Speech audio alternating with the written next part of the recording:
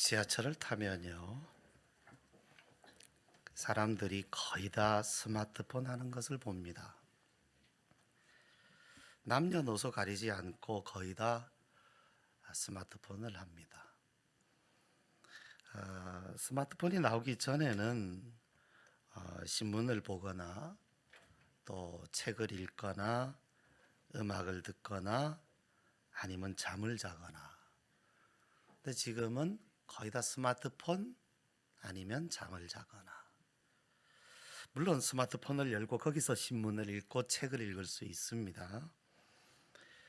근데 사람들은 스마트폰으로 무엇을 하는 것일까요? 어느 조사에 의하면 스마트폰으로 하는 가장 많은 일이 검색창을 열고 검색을 한다는 겁니다. 뭐 쇼핑을 하든 무엇을 하든 가장 먼저는 이제 검색을 먼저 하게 되죠. 그래서 네이버, 또 다음, 또 구글 이런 이제 창을 열고 검색합니다. 그러면 또 그렇게 검색창을 열고 검색할 때 무엇을 찾는가, 무엇을 검색하는가? 지난 한 해 동안 우리 한국 사람들이 가장 많이 검색한 게 뭔지 아십니까? 가장 많이 검색한 건 날씨입니다. 네이버에서 이제 발표를 했어요. 가장 많은 네이버 검색창에 검색한 단어는 1위가 날씨. 그 다음에는 뭘까요? 다음에서는 검색 제 1위 한 검색어가 네이버입니다. 그러니까 사람들은 다음을 열고 네이버를 찾고 네이버로 들어가서 날씨를 검색하고. 구글에서는, 우리 한국 구글에서는 로스트 아크라는 단어라고 해요. 로스트 아크. 저도 이게 뭔지 모르겠습니다. 근데 찾아보니까 온라인 게임이라고 해요. 사람들은 온라인 게임을 찾아서 게임을 많이 하는구나, 그렇게 알 수 있어요.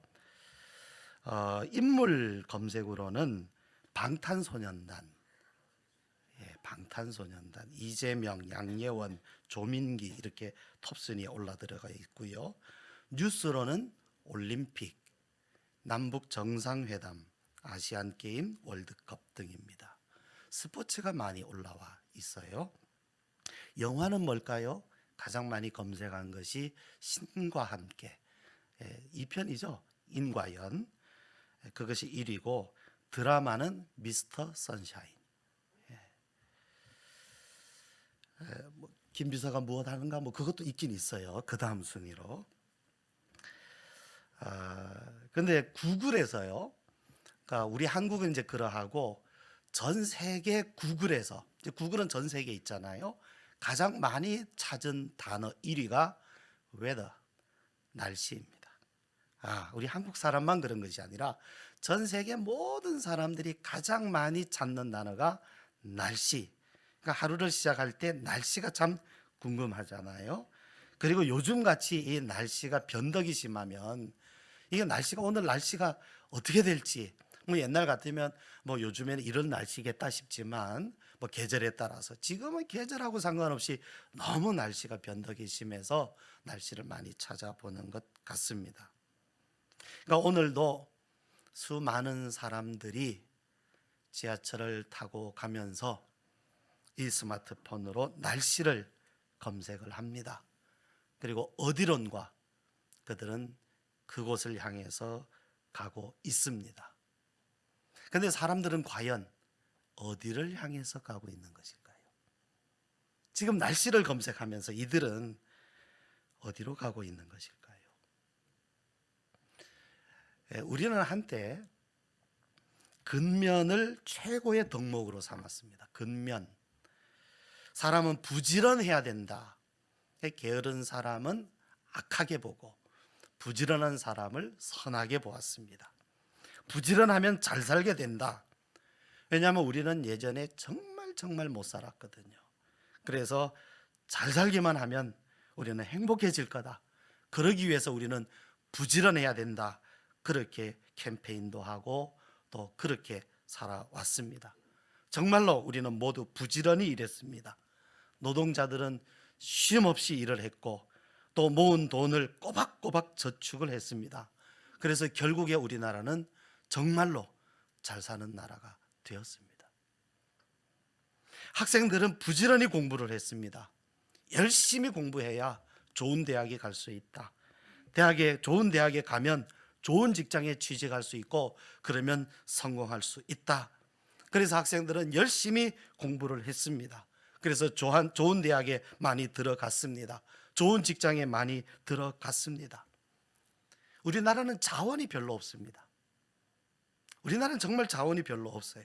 땅덩어리도 굉장히 작죠. 근데 이런 나라가 전 세계에서 순위권의 그러한 경제 대국이 될 수 있었던 것은 바로 열심히 공부해서 지식 산업을 굉장히 많이 발전시켰기 때문에 그렇습니다. 그런데 여러분, 자, 이제 이 정도 됐으면 우리가 행복해야 할 때가 되지 않았습니까? 부지런히 일해서 잘 사는 나라 됐습니다. 부지런히 공부해서 전 세계에서 이제는 큰 소리 칠 수 있는 그런 나라 이루었습니다. 사람들의 지식 수준은 굉장히 높습니다.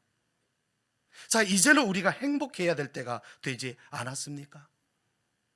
정말 수십 년 전과 우리가 비교를 해본다면 우리는 지금 충분히 행복해져야 할 그런 수준, 그런 때가 되었습니다.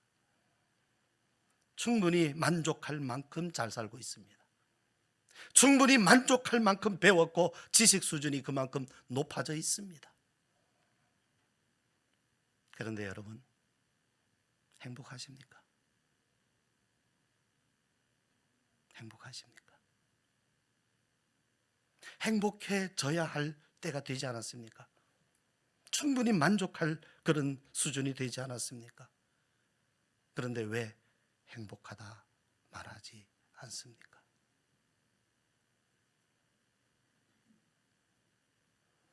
어느 누군가가 반성의 의미로 방향을 말하기 시작했습니다.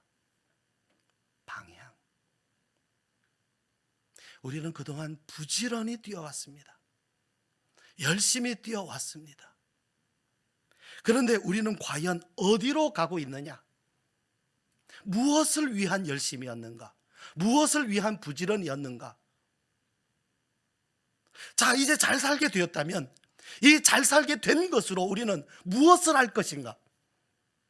공부를 많이 해서 수준이 굉장히 높아졌다면 이제 그 지식을 가지고 무엇을 할 것인가? 어떤 삶을 살 것인가? 어디로 가고 있느냐? 반성을 하기 시작했습니다.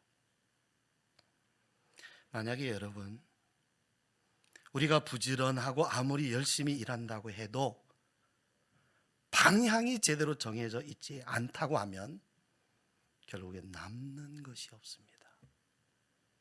부지런히 뛰기는 뛰었는데 결국에는 남는 것이 없어요. 알맹이는 없고 겉만 번지르르 하죠. 무슨 얘기냐면 저 사람 굉장히 부지런해, 굉장히 열심히야, 그런 칭찬은 남아있어요. 그런데 그 속은, 방향 없이 뛰어간 그 삶의 속은 내용이 채워진 것이 없어요. 내적으로 허무해요. 열심히 살아오기는 했는데 내가 무엇 때문에 이렇게 열심히 살아왔는가? 허전하고 허무해져요. 빈 껍데기만 남았을 뿐입니다.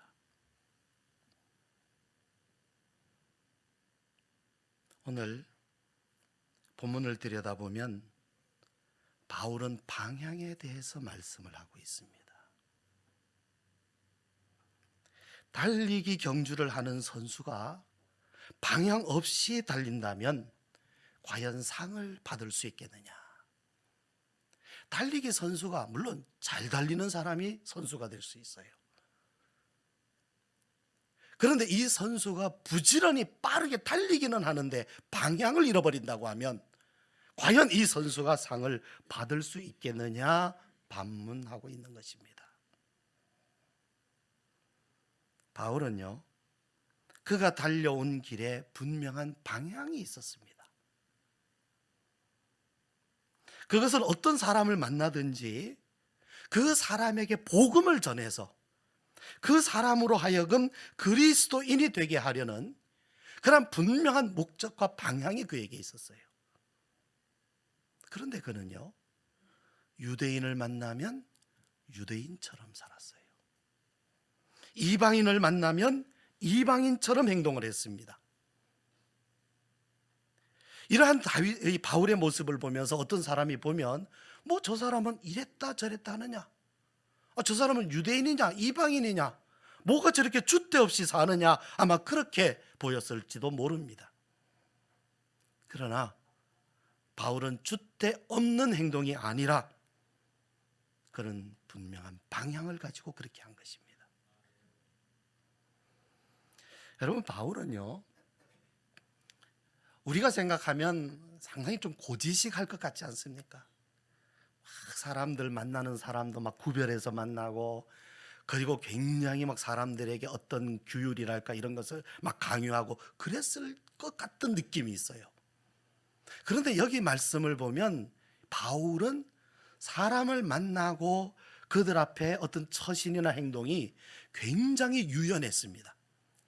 뭐 사람을 막 가려서 만난다든지, 어떤 행동, 어떤 규범을 사람들한테 강요를 한다든지 그렇게 하지 아니하고, 굉장히, 그러니까 유대인 율법주의자들에게는 율법주의자처럼, 또 이방인들, 그들에게는 또 이방인과 같이, 어떨 때는 자유롭게, 어떨 때는 굉장히 엄하게 그렇게 했어요. 굉장히 유연했어요. 어떤 사람을 만나든지 그 사람이 바울을 거부하지 않도록, 거부감 갖지 않도록 그렇게 했습니다. 그런데 왜 그렇게 했습니까? 줏대가 없어서가 아니라 그는 이 복음을 전해서, 어떻게 하든지 이 사람에게 이 복음을 전해서 그로 하여금 그리스도인이 되게 하려는 분명한 목적, 방향이 있었기 때문에 그렇게 한 것입니다. 그런데 보세요, 바울에게서는요, 타협할 수 없는 한 가지가 있었어요. 이것은 절대로 놓치지도 않고 타협하지도 않았어요. 그건 뭐냐 하면 이 복음을 위한 삶입니다. 복음을 위한 삶, 이것은 분명한 그의 행동의 방향이었습니다. 23절 말씀에 내가 복음을 위하여 모든 것을 행함은 복음에 참여하고자 함이라. 내가 복음을 위하여 모든 것을 할 수 있다. 복음을 위한 일이라면. 그래서 내가 어떻게 하든 복음에 참여하고자 함이라. 지금으로부터 한 30년, 한 40년쯤 되겠죠. 우리 미국 사회에는 히피족이라고 있었죠. 히피족. 히피족이 어떤 종족이 아니고요. 예, 어떤 사람들의 어떤 그런 삶의 어떤 모습, 그런 식으로 사는 사람을 히피족이라고 불렀는데, 이 사람들은 어떤 이 사회의 기존 질서를 싫어하고 어떤 그런 질서에서 탈피해서 어떤 자연주의적으로 그렇게 살고, 또 그러면서 어떤 그 반사회적인 활동을 했던, 뭔가 막 이렇게 좀 반항적인 어떤 그런 모습의 삶을 살던, 그래서 막 청바지도 막 찢어진 거, 막 옷도 막 허름한 거 입고 자기들끼리 모여서 살고, 그러면서 어떤 사회는 좀 반사회적인 그런 이제 활동을 했던 사람들을 히피라고 그렇게 말하죠. 그런 반면에 한 80년대 되면서는 여피족이라고 있어요. 이건 붙인 이름인데, 여피. 여피는 뭐냐 하면 이 사람들은 사회 질서에 순응을 해서 그냥 그 사회에서 주어진 그 역할, 그리고 그 사회의 풍조를 그대로 받아들이면서 열심히 일을 해서 일찍 성공한, 그러니까 젊어서 성공하고 돈을 버는 그런 사람들, 이런 사람들을 여피족이다 이렇게 불렀습니다. 그러니까 히피와 여피는 굉장히 서로 반대죠. 그런데 만약에 바울이 여피를 만난다면 어떻게 했을까요? 그럼 아마 여피처럼 행동했을 거예요. 히피를 만난다면 어떻게 했겠습니까? 히피처럼 행동했을 겁니다. 목적은 분명했습니다. 만약에 바울이 한국 사회, 지금의 우리 한국 사회에 온다면 어떻게 행동할까요? 진보를 만나면 진보주의자처럼 하겠죠. 보수를 만난다면 아마 보수주의자처럼 행동할 겁니다. 바울의 목적은 그가 진보가 되든 보수가 되든 거기에 중점이 또는 목적이 있지 않습니다. 그의 목적은 그 사람이 진보든지 보수든지 그에게 복음을 전하는 데 목적이 있었어요. 왜냐하면 바울에게 있어서는 이 복음이 그에게는 최고의 가치이기 때문에 그렇습니다. 진보의 가치든 보수의 가치든 그것이 복음보다는 비교할 수가 없는 거예요. 복음이야말로 그에게 있어서 최고의 가장 높은 가치이기 때문에 그는 이 가치를 만나고 누구를 만나든 그들 가운데 들어가서 그들과 함께 지내면서 이 복음을 전했습니다. 나는 예수 믿는 사람이지만 나는 보수주의자야. 진보, 당신은 진보이기 때문에 난 당신하고 말 안 할 거야. 그렇게 하지 않았어요. 당신에게 나 복음 안 전해. 안 했어요. 나는 진보, 당신 보수대. 나는 당신하고 대화 안 할 거야. 그렇게 하지 않았어요. 최고의 가치를 위해서. 그러면 여러분, 이제 우리는 어떻게 해야 할까요? 첫 번째는요, 지금 내 삶이 어디를 향해서 가고 있는지 우리가 생각할 때입니다. 특별히 우리가 연말을 맞이하면서 내가 지난 한 해 동안 어디를 향하여 달려왔는가? 제가 수차례 말씀을 드렸던 기억이 납니다만은 제가 부목사 때 교육을 담당했었습니다. 청소년들에게 여름방학에 기간을 정하고 우리 새벽 기도를 하자. 그래서 새벽 기도에 나왔고 그 아이들에게 축복 기도를 해줬습니다. 경희여고에서 전교 1등을 하는 아이가 거기에 있었어요. 그 아이에게 가서 너의 장래 비전이 무엇이니 내가 기도해 줄게 라고 물었어요. 이 아이가 눈물이 글썽글썽 하기를 시작하더니 이내 눈에 눈물이 흐르기를 시작합니다. 그러면서 그가 말합니다. 목사님, 저는 모르겠어요. 제 꿈이 무엇인지, 제 비전이 무엇인지 저는 모르겠어요. 이 학생은 열심히 공부했습니다. 전교 1등이었어요. 근데 방향이 없었어요. 어디로 가야 할지. 지금 내가 열심히 살아가고 있지만 나는 과연 어디를 향해서 달려가고 있는가? 여러분은 여러분의 삶의 목적과 방향에 대해서 다른 사람에게 말할 수 있어야 됩니다. 구체적으로 말할 수 있어야 됩니다. 만약에 누군가 여러분에게 당신의 삶의 목적 방향이 어디로 갑니까? 어디입니까? 라고 물었을 때 글쎄요 라고 하면 지금 헤매고 있는 겁니다. 누가 언제 묻든지 분명하게 말할 수 있는 나의 삶의 방향이 있어야 됩니다. 26절 말씀에 같이 한번 읽으실까요? 다시 한번 26절 시작. 그러므로 나는 다름질하기를 향방 없는 것 같이 아니하고 싸우기를 허공을 치는 것 같이 아니하며. 그렇습니다. 여기 다름질하는 것은 육상 선수죠. 육상 선수가 뛰는데 방향 없이 달리는 것처럼 하지 않았다. 또 싸우기를, 격투기 선수입니다. 격투기 선수는 어디를 쳐야 됩니까? 상대를 쳐야죠. 그런데 허공을 치면 어떻게 되겠습니까? 이길 수 없습니다. 그렇게 난 하지 않는다. 분명한 방향과 분명한 대상을 가지고 그는 산다. 이렇게 말씀하고 있죠. 바울은 자신의 삶의 방향에 대해서 나는 복음이다라고 분명히 말하고 있습니다. 아주 분명하게 해요. 누가 묻든지. 그리고 그건 변함이 없습니다. 두 번째는요, 내가 지금 가고 있는 이 방향, 내가 도달하려고 하는 그 목적지, 그것이 어떤 가치를 지니고 있는지를 우리는 살펴봐야 됩니다. 여러분, 학생은 학생으로서의 방향, 20대는 20대, 30대는 30대로서의 방향 아닙니다. 그것은 과정입니다. 방향은요, 최종 목적지를 말하는 것입니다.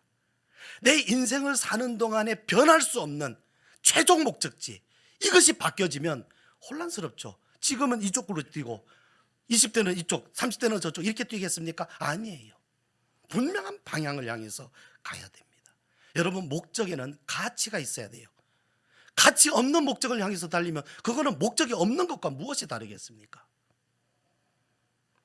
그리고 이 가치는 변함이 없어야 됩니다. 시간이 변함에 따라서 이것이 변하는 것이라고 하면 그것은 진정한 목적이나 가치가 될 수가 없습니다.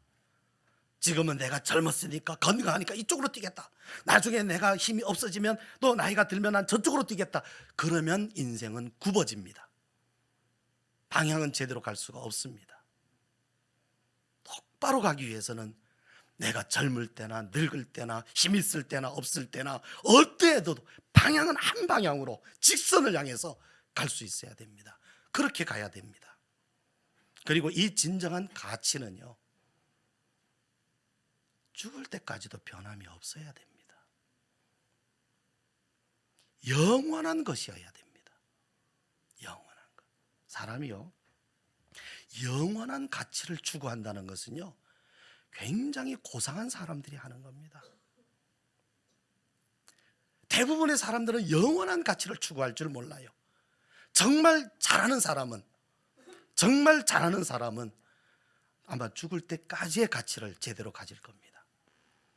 그런데 정말 고상한 사람들은 그 너머에까지도 변함없는 가치를 추구하는 사람들입니다. 정말 귀한 사람들입니다. 바울에게 있어서는 복음, 그리고 이 복음으로 사람들을 얻는 것, 그것이 그의 삶의 가치이고 목적이었습니다. 이것은 그가 죽을 때까지도 변할 수 없는 것이고 그가 죽은 후에도 영원하도록 변할 수 없는 가치, 최고의 가치였습니다. 세 번째는요, 방향을 정하고 그 목적을 향해 가기 위해서는 합당한 태도를 취해야 됩니다. 가질 것은 가지고 버릴 것은 버려야 됩니다. 다 가지고 갈 수가 없잖아요. 이에 관하여서 25절의 말씀을 우리 보시면요, 이기기를 다투는 자마다 모든 일에 절제하나니 그들은 썩을 승리자의 관을 얻고자 하되, 운동선수들 얘기예요. 우리는 썩지 아니할 것을 얻고자 하노라. 자, 운동선수들, 여기 절제라는 말은 바로 이 운동선수를 두고 하는 말이에요. 운동선수가 경기에서 이기기 위해서 어떻게 합니까? 먹고 싶은 거 다 못 먹어요. 하고 싶은 거 다 못 합니다. 이 운동 훈련에 집중하면서 체중 조절해야 되고, 먹는 것 절제해야 되고, 하고 싶은 것, 시간, 또 여러 가지 일들 다 절제를 해야 됩니다. 그래야 그 경기에 나가서 이길 수가 있게 되는 거죠. 자, 운동선수들도 그렇게 하는데 하물며 이 복음을 위해서 뛰는 사람들아 하고 말씀하고 있는 거예요. 이기기를 다투는 자마다 절제하지 않느냐.